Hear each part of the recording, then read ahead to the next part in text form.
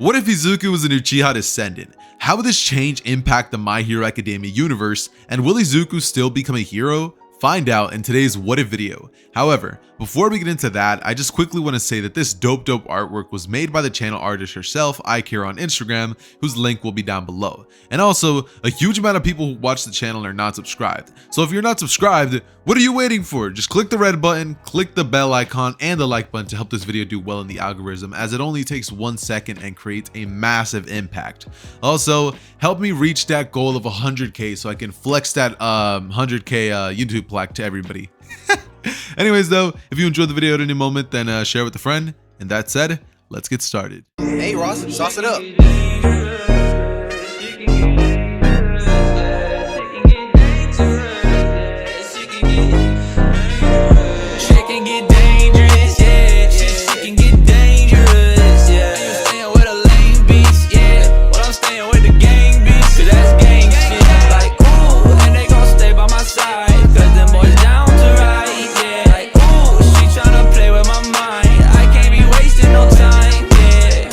Alright, so this What If, unlike many others, is actually going to be starting in the perspective of an 8-year-old Izuku who is simply walking home excited, since today, it's actually his birthday. Some days, he likes to walk home on his own whenever Inko is unable to pick him up, and he almost knew and was almost certain that she wasn't going to be able to because, well, she was most likely going to be preparing dinner, getting him gifts, etc. So Izuku decided that he was just going to walk home. One thing that Izuku did have on his mind was where his dad was, since he hasn't seen him in years and he's honestly not even sure what ever happened to him. One day his father just up and vanished, and Izuku hasn't heard anything of him since. For some reason, Izuku just puts this to the back of his mind, opens the door with his key, and gets inside. When he ends up walking inside, he doesn't expect to see anything, right? He's expecting everybody to jump out and be like, "Happy birthday, Izuku," but nothing. Izuku just walks in, sat in, walks to the couch, and flips on the TV. When he turns it on, he immediately turns it on to the news outlet, which actually informs Izuku of the death of a certain civilian in a hero accident. Inside of a hero, damage thing or whatever. Like basically she got caught in the crossfire and now she's on a t-shirt. So yeah, that's a pretty dark way of putting it, but it is what it is. And Izuku, seeing this, would immediately start breaking down in tears. When Izuku hears that his mother died, a strange spark would happen in his eyes and brain alike. His chakra signatures would spike, and even though his whole life he's been deemed as quirkless, out of nowhere his eyes would change. His ocular genjutsu would activate, and he would go into his state known as the Sharingan. When Izuku would begin looking around, his vision would change. It's as if his perception of things would have gotten slowed down, and Izuku could now take things in better. Izuku would begin crying, and these tears would not stop for anything. Izuku would simply be thinking, "Why today, Mom? Why? Couldn't you have stayed home? Just made me some dinner? Now you're gone." Izuku would, sulk on this for the next couple of minutes, and eventually would decide to get up just to go to his room and try to sleep. Hopefully this is all just a bad dream.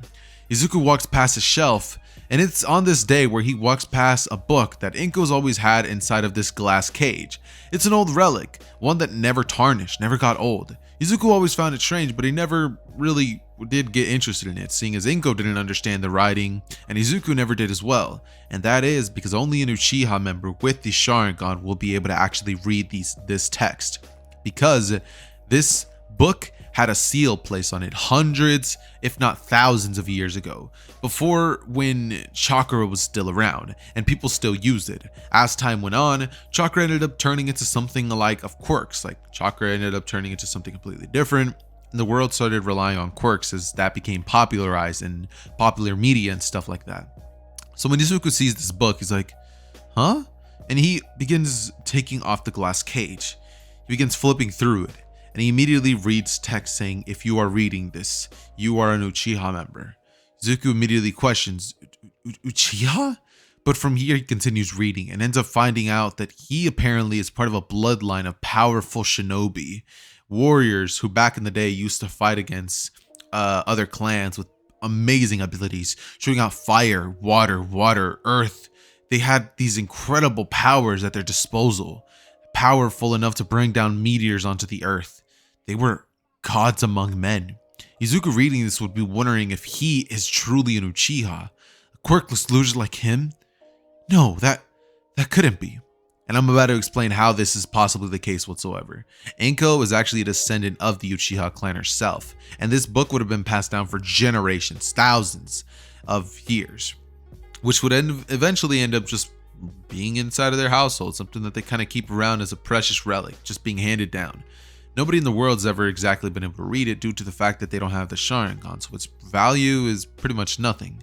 Izuku's the only one who would find any good in it, and he would spend the next couple of hours reading it, until eventually he would get a knock at his door.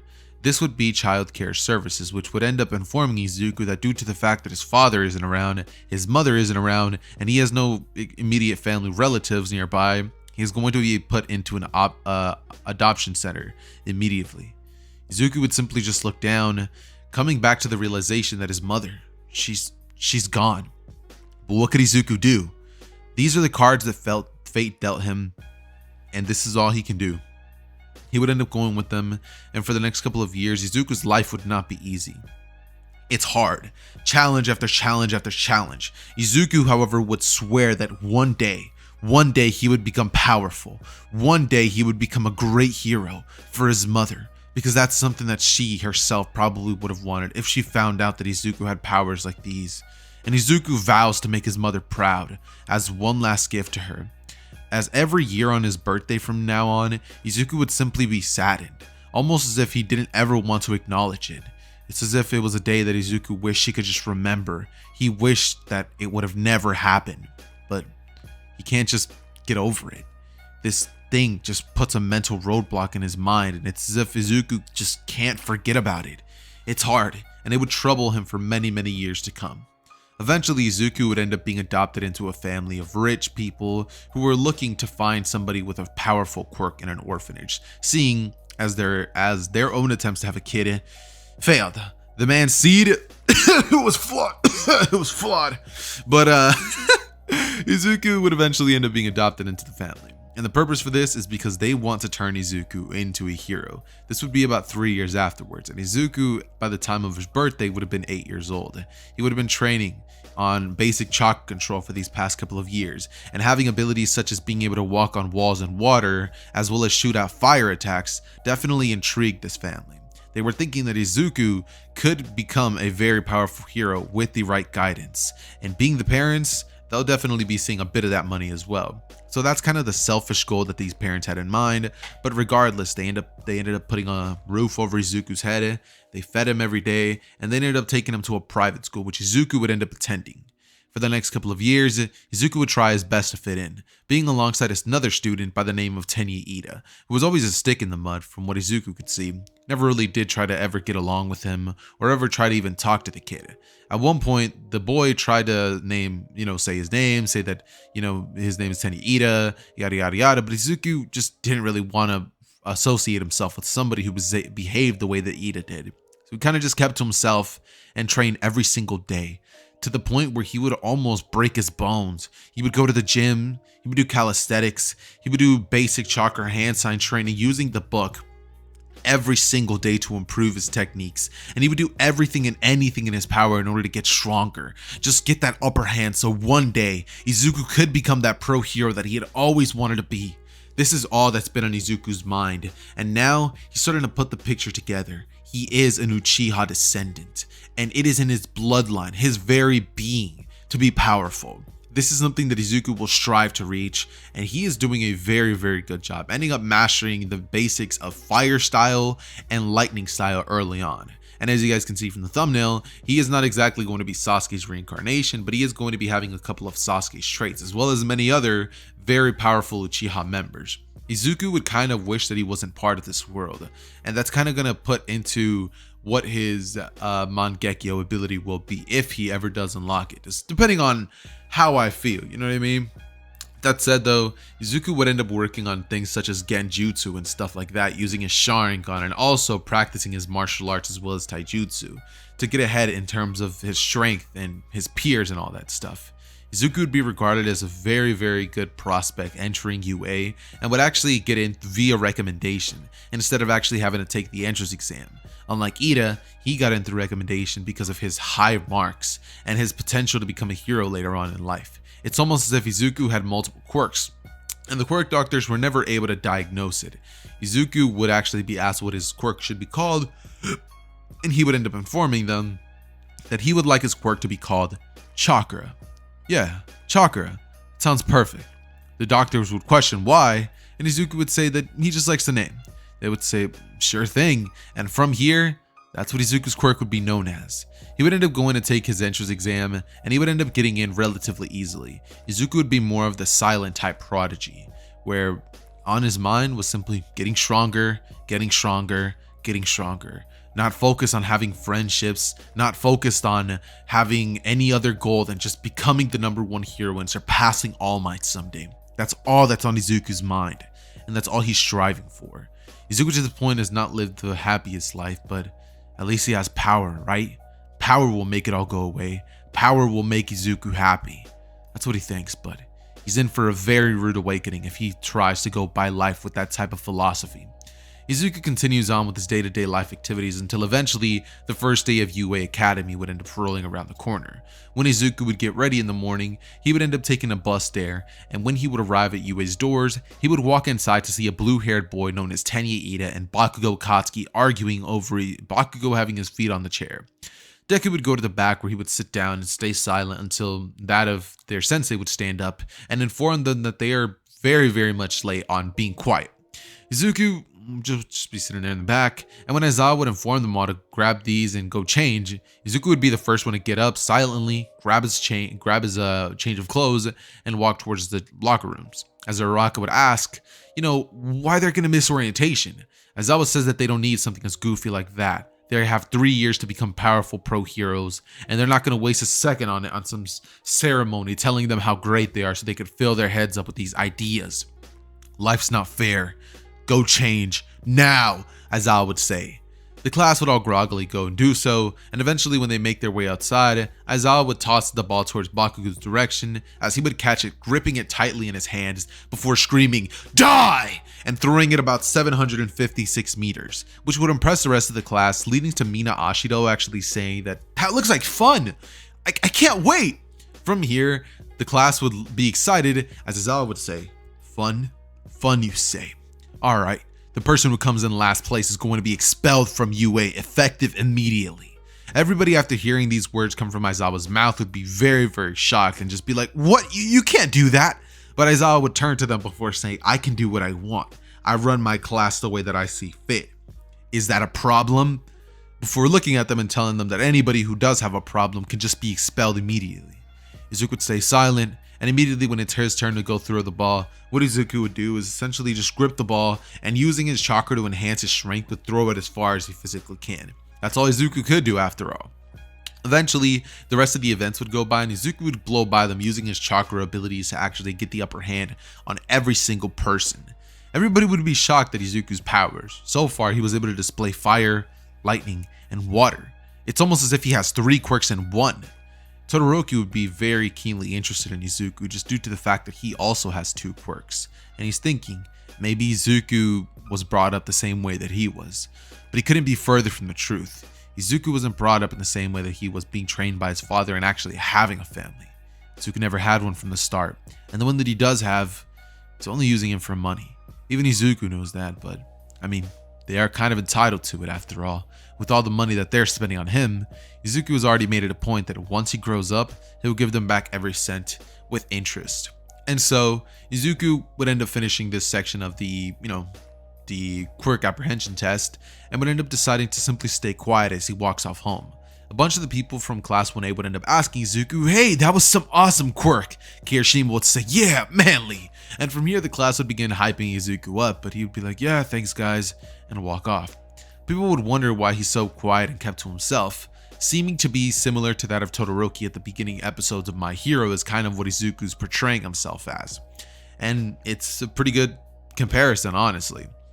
Izuku would make his way home, turn on the TV, stare at the ceiling, and wonder how much longer he's going to have to wait before he can get as strong as he needs to be. before kicking himself back up by doing a flip and beginning to do his day-to-day training with his chakras and all that stuff, perfecting or trying to perfect a jutsu that he's been working on that involves earth style.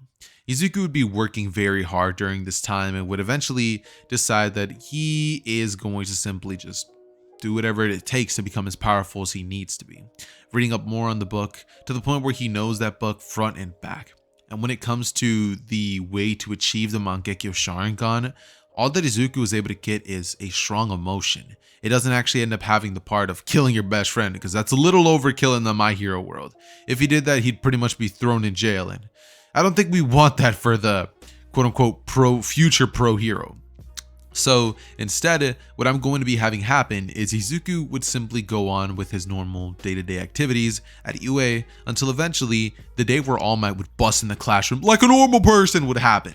Now this happens like many of you guys would expect. All Might begins to say that, they all need to look the part if they want to be pro heroes, and would end up revealing to them their costumes before all of them get changed and then get ready for their 2v2 versus battles that they're all going to be participating in. Izuku would end up choosing out 2 names. Actually, 3 names. His teammate would end up being Mina Ashido. The person who he's going to be going against is going to actually be Todoroki as well as Mineta. And when Todoroki sees his teammate, he would simply sigh as he just goes over to be toward the bomb room, and Izuku would look towards Mina Ashido with a little bit of an expressionless, cold face. Mina would ask him about his quirk and what the plan is, and Izuku would kind of give her more of a Sasuke-like response, saying that she should simply stay out of his way. Izuku would then go on to go towards the entrance, and Mina would ask why he's so cold. I mean, she's trying to be friendly with him. He's so cute after all. Why doesn't he? But Izuku would simply look at her quietly and tell her that she's just going to be providing support, and from what it looks like, the boy with the red and white hair is going to be the only one to give them any trouble. He'll take care of it, and she should simply stand by. Izuku would then from here end up saying that it should almost be time by now, as All Might would say, go! But before we get into that, we need to get into the sponsor of today's video, Fandom.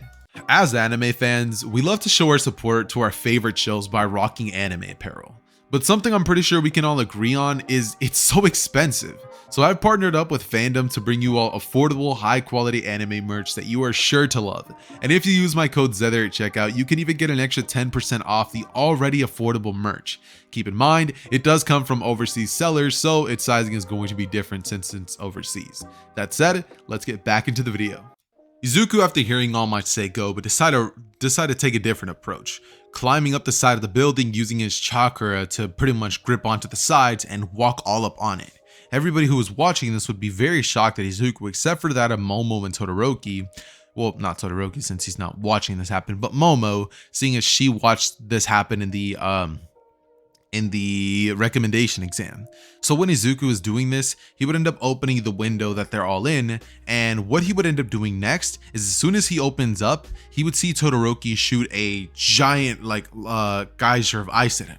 Izuku would weave 3 hand signs before then saying, "Fire style, Inferno Jutsu." As from here, he shoots a gigantic ball of flame, or no, not a ball of flame, but like a straight beam of flames that would just destroy the ice immediately. From here, he would look at Mineta before Mineta falls to the ground, then looking towards Todoroki, as he forces Todoroki to relive his worst childhood moment, the moment where his mother shot steaming hot water at his face, leaving that trademark scar on him. Izuku would then take this moment of Todoroki being distraught to rush over towards Todoroki, as he would jump up into the air and kick Todoroki down at the ground, knocking him out, before then holding his ear in a really badass fashion and saying, "The mission's done." As Mina had barely gone up 2 flights of stairs, Izuku would go touch the bomb, as she would just hear, "Heroes win!" And from here, Izuku would walk out of the room, as Mineta and Todoroki would be knocked out for the next 10 minutes. They would try to wake them up, and once they're finally done seeing these genjutsus, they would both wake up in cold sweats. They saw their worst fears. And they would ask Izuku, what was that?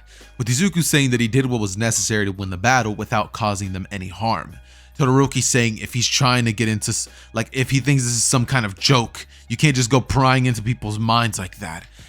Grabbing Izuku by the collar, as Izuku would look at him with cold, expressionless eyes, activating his Sharingan as he looks directly at him, and All Might would say, boys, let's please calm down.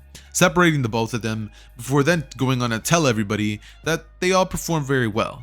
The next matches would end up going down just like in canon, and from here, we would end up having everybody who was in the original events just kind of going through school for another, let's say, week or so.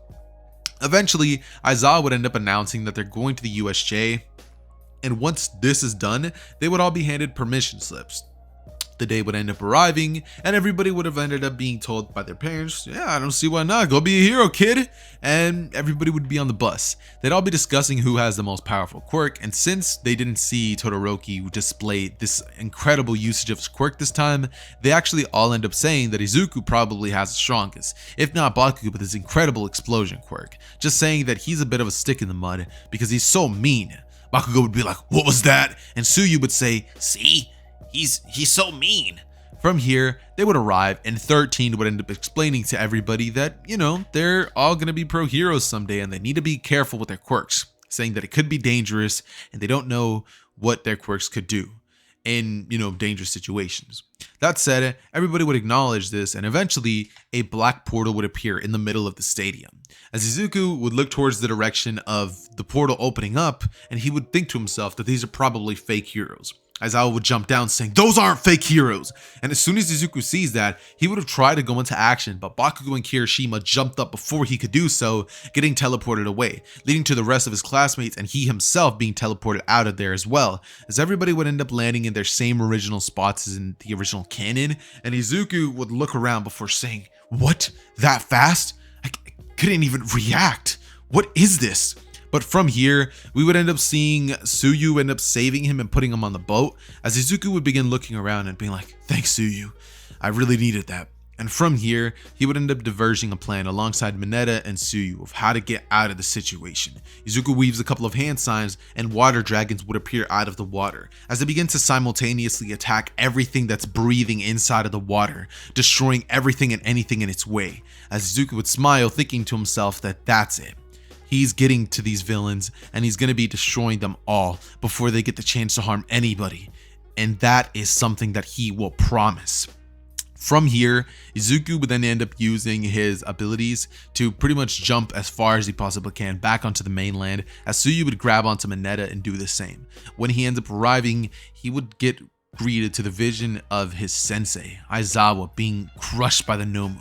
Izuku seeing this would have flashbacks to when he saw his mother killed in a villain accident all those years ago, and rage would begin boiling in his eyes as Izuku would look to him and he would rush at the Nomu, punching it as hard as he possibly could before smiling, but the Nomu would simply turn back to him as it roars and hits Izuku away. Izuku was shocked because the first time in forever, something didn't feel his attack. Izuku would try to use Genjutsu, but it has no sentience, so the Nomu just doesn't get affected by it. It continues blindly following orders from Shigaraki, and Shigaraki would look at the Nomu before saying, finish him off and deal with the brat. From here, the Nomu grabs onto Aizawa's neck and head and snaps it before Izuku, as he is forced to watch, saying, no, don't!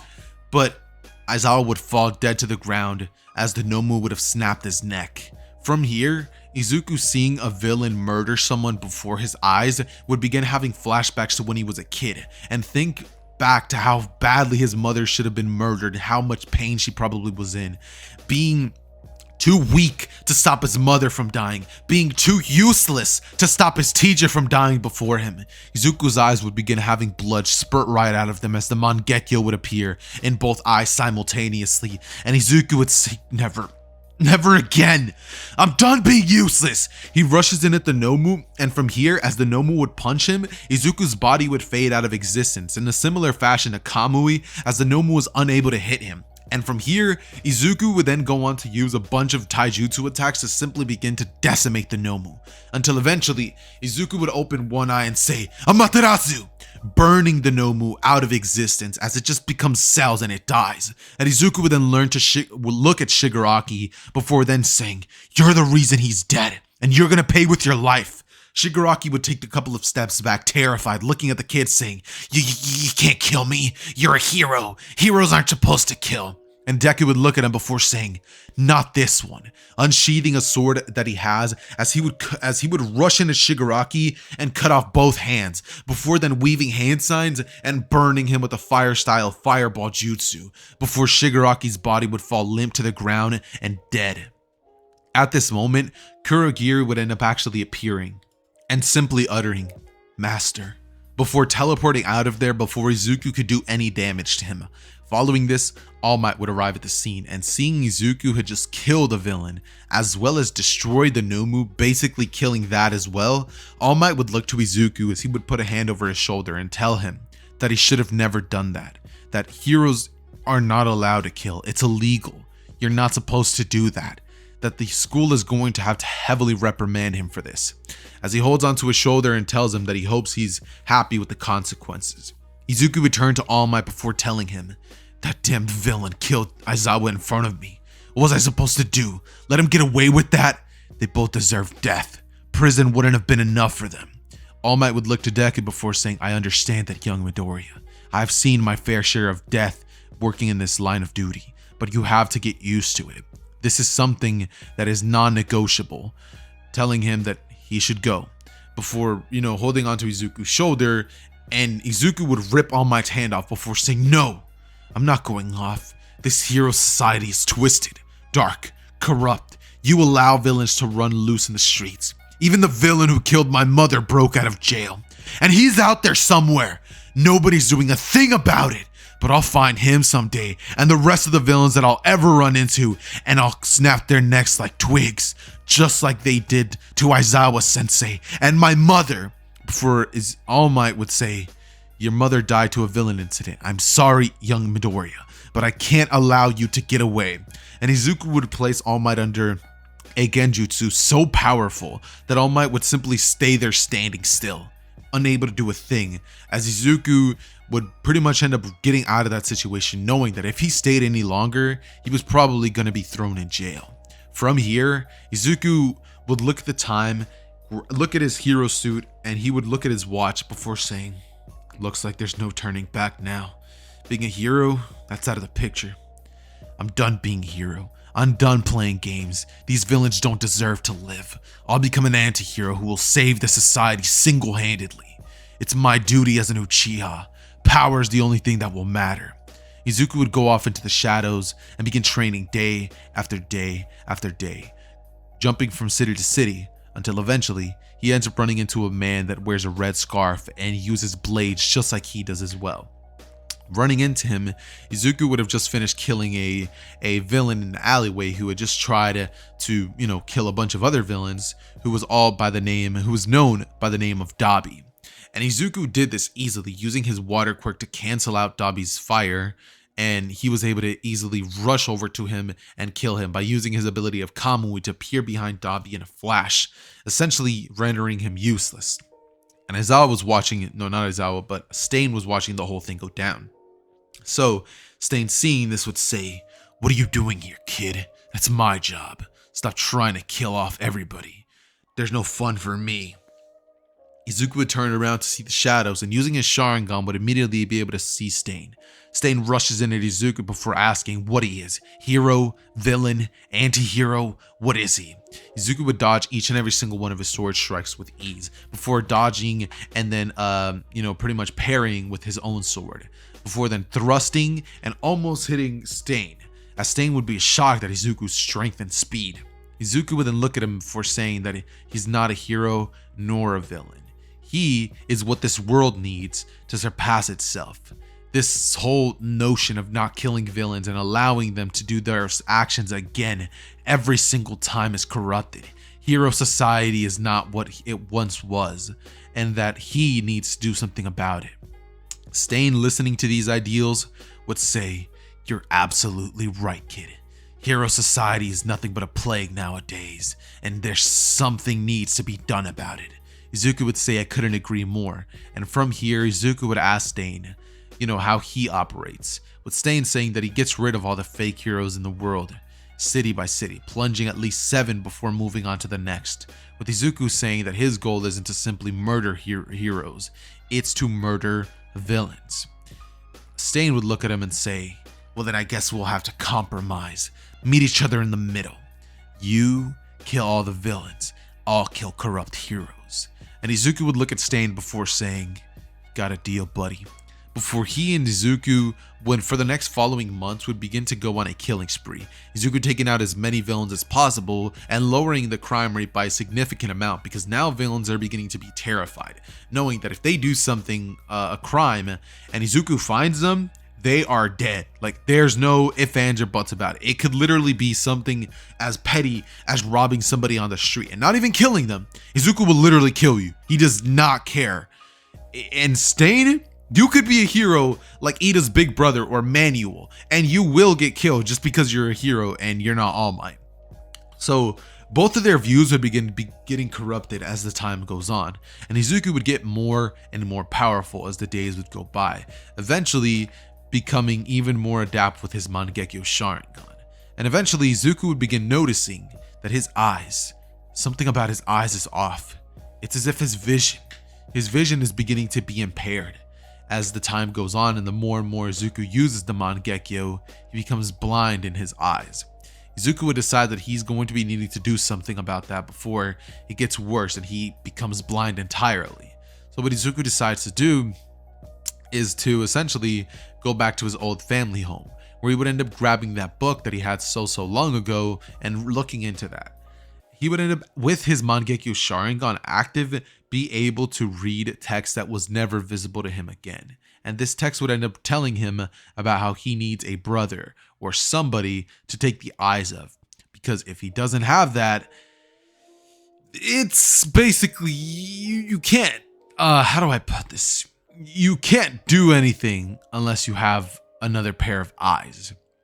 So Izuku would be like, damn it. Well, looks like I have no other choice. So from here, Izuku would decide to tell Stain that they're going to be needing to make a bit of a pit stop to his mother's grave. And this is about to be a little bit of an effed up part, but Izuku would pretty much go towards Inko's grave. And in the moment that she died, she activated the Sharingan because, you know, she was dying and there was a pretty big emotion. So she activated it at her death and, you know, her eyes were red. So Izuku grave dug her and took her eyes. So now Izuku has a spare Sharingan at his side. They're not Mangekyo, and I'm genuinely not too sure if they have to be Mangekyo eyes to switch them out of, or they could blatantly just be Sharingan eyes so that you could keep your vision. So that's something that Izuku definitely does have to keep in mind. So if eventually his vision ends up running out or he goes blind, he'll have, you know, something to be able to fall back on, such as his mother's Sharingan. As this was all happening, on the hero side, it's been months and Stain has never been captured. So to put this into perspective, essentially the USJ event and the UA Sports Festival event and then jumping into the internships event ends up happening all in this parallel order, where since Stain isn't there and Shigaraki releasing the Nomus never happens, Ida never dies in that moment where, you know, the hero killer was supposed to be in Hosu. And because the hero killer wasn't in Hosu and Izuku got away sooner, Ida never even was angry because his brother never ended up getting killed in this version of events. Or at least he doesn't get killed at that time. So what ends up happening is essentially Izuku and Stain would jump from town to town to town. And Izuku would handle villains, as I said before, and Stain would end up making a name for himself. Izuku and Stain would be known as the hero killers. So they wouldn't be known as, you know, hero or villain killers, because, you know, hero and villain killers are just, I don't know, it just doesn't sound good. It doesn't roll off the tongue perfectly for me. And that's why the thumbnail is the way that it is, where you see Stain and Deku both in the same shot, because both of them are going to be very vital to what's going to happen later on. Because as things stand, Izuku and Stain have been slaughtering villains, and yes, Deku is kind of helping out with the crime rate lowering, but at the same time, Izuku is also becoming a detriment to heroes, because a lot of heroes are dropping, and they're dropping fast like flies. Regardless of how many heroes there are, at least a couple higher, like top 50 heroes have been, been starting to get taken down, and that is causing a huge amount of heroes to begin getting more and more weary of Izuku's abilities and strengths. This would lead to an eventual day where All For One it is going to be admittedly salty because of the fact that he lost Shigaraki, his vessel, and his quirk all in one day to this Izuku kid, and he is kind of getting on his nerves, where All For One now currently wants to handle this Izuku kid. Eventually, what ends up happening is essentially All For One ends up reaching out to the member of the, or no, not the member, but the leader of the Yakuza family, Overhaul, and telling him that he wants to give him a huge amount of money to get rid of the hero killers. Where Overhaul's organization is now going to, for a short amount of time, focus on actually getting rid of Izuku instead of having this little front and back thing with Tsunade, or even focusing on Eri as much as he usually does, because it's actually going to be a huge sum amount of money. But the way that I see this all playing out is essentially Izuku and Stain are going to be out one night, right? They're out one night and they're doing their activities, and Overhaul is going to essentially have been keeping tabs on them via having one of his members follow Stain and Izuku around with a little bit of distance, and also keep track of their movements, how many heroes they kill, how many villains they kill in each town, what their cycle is. So eventually they would end up realizing that on the nighttime on this current area, the hero killers are going to be around. So they would get there. And eventually, Overhaul would start pretty much killing a bunch of innocent civilians to kind of draw out the attention of the hero killers. This would definitely work, and once they end up arriving, Izuku, looking at the direction of Overhaul, would pretty much take out his sword and coat it in Amaterasu flames as he begins spinning it, and then he holds it out with a backwards grip as he rushes in and immediately cuts down a bunch of Overhaul's henchmen, taking them out with relative ease. Stain would do the same until eventually Overhaul would place his hand on the ground and shoot giant spikes at them, which they both are barely able to dodge. However, once Izuku realizes that Overhaul is going to be a slight threat, he ends up deciding to send back the favor twicefold, as he weaves a bunch of hand signs and ends up trapping Overhaul and his giant, his more powerful minions inside of this dome, which they are able to break out of using Overhaul's destruction quirk. Once Izuku realizes the nature of Overhaul's quirk, he ends up deciding that it's going to be very dangerous if Overhaul gets anywhere near him. So what Izuku would end up actually doing is essentially placing Overhaul as well as his minions under a very powerful genjutsu that would cause them to be essentially knocked out, because normal people don't have a general resistance to genjutsu. I mean, we saw what it does to that of a Genin, Chunin level, or even Jonin level shinobis. So activating a genjutsu on somebody like Overhaul should be a walk in the park for somebody like Izuku. That said, it would end up working and they would both be able to be taken out very easily, which would lead to All For One end up realizing that Izuku and Stain, the hero killers, are an even bigger threat than he would have ever anticipated. The hero side would be actually planning to take this organization out themselves, and they would end up actually trying to use Endeavor as bait, knowing that Stain sees Endeavor as one of the fakest heroes around. And Izuku and Stain would have actually ended up amassing a huge little bit of following, where they're actually having a genuine impact on hero society, where this is not just kill random people anymore. It's genuinely dropping crime rate. Heroes are starting to stop actively participating in villainous activities, or like letting some crime slide, maybe not acting on other things that they would have normally acted on, is essentially what's happening, where heroes are starting to change because of the fear that is going around with the hero killers. And this is actually affecting the hero side of things, because they're kind of realizing that slowly over time, the hero killers are right. A bunch of heroes were corrupt, and their way of going about things, while it may be a little chaotic and overboard, it is actually getting the job done. So they're kind of conflicted. Whereas they know that their system is working, but it's way too, it's so chaotic. It's too, what's the word? It's too crazy. I don't know what word to use. Like a word to describe the Joker's actions is what I'm trying to get to, but I can't find it. But basically, the heroes are now like at a loss, where they want to take out Izuku, and since Izuku's not active part of UA anymore, he doesn't really care for any of its members or anything like that. He never established a friendship. The only person that he thought was kind of cool was Eraserhead, because that's a hero that Izuku looked up to as a kid. as well as All Might, but all his respect for him, it went away the day that All Might told Izuku he was going to have to face consequences for avenging Aizawa, and that's something that Izuku will never forget.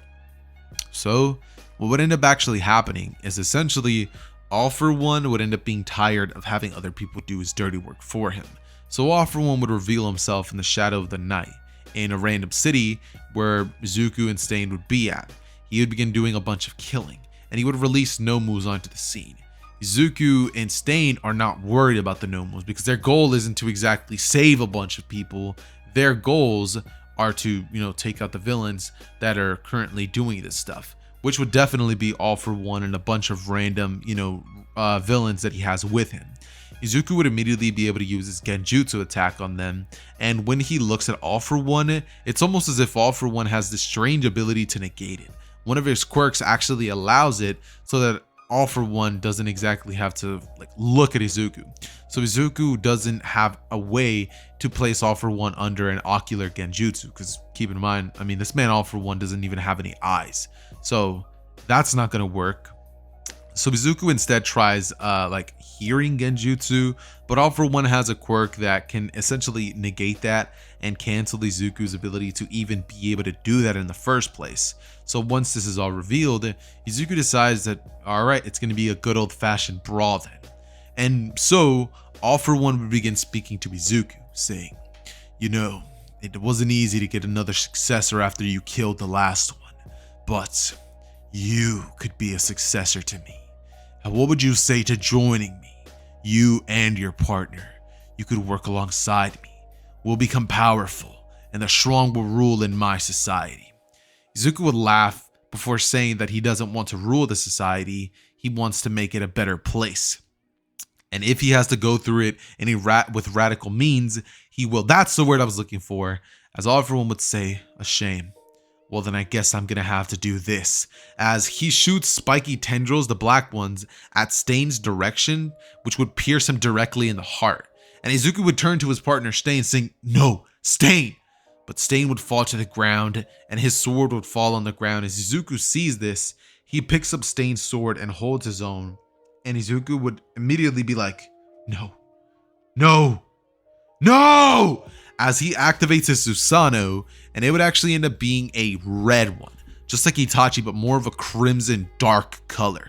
Izuku would look at All For One as with his Susanoo arm and katanas in hand, would proceed to essentially slice All For One directly in half, leaving no visible remains of All For One. As from here, Izuku would open one eye and say, "Amaterasu," as he burns the body of All For One down to a crisp. Eventually, a bunch of heroes would arrive at the scene after this huge destruction would have ended up happening, because All For One and Izuku's battle definitely didn't just land as long as I said. All For One definitely tried some, big boy damage attacks that would have leveled a small part of the city.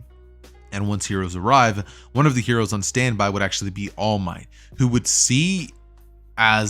who would look at a body of a decimated All For One, the man who he had been trying to take out for years, got taken out by this student of his, thinking to himself how different things could have been if Izuku was under the right care, if the right circumstances would have happened.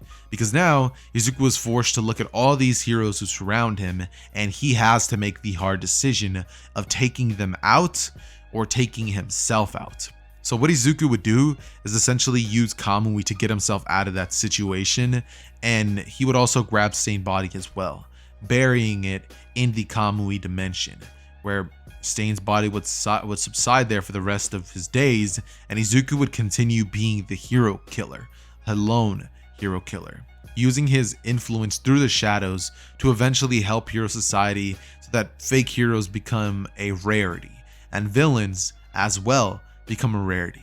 In his own strange way, Izuku accomplishes his goal, and he does end up kind of saving the world through radical means.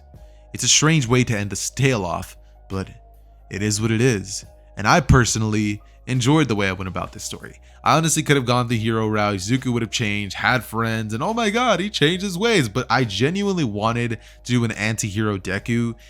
And this was just, it was fun to record, to say the least. I didn't script it at all. I just went off whatever was on my mind, and it was a lot of fun to record. So if you enjoyed any part of today's video, make sure to go down below and smash that like button, as well as comment down below what you thought of the video and also what you think of the Izuku drawing. If you like it, go down below, click on the link, and check out my artist page. Drop a couple of likes and let them know that I sent you. That said, I love each and every single one of you guys. It has been your boy Zether, and I am out.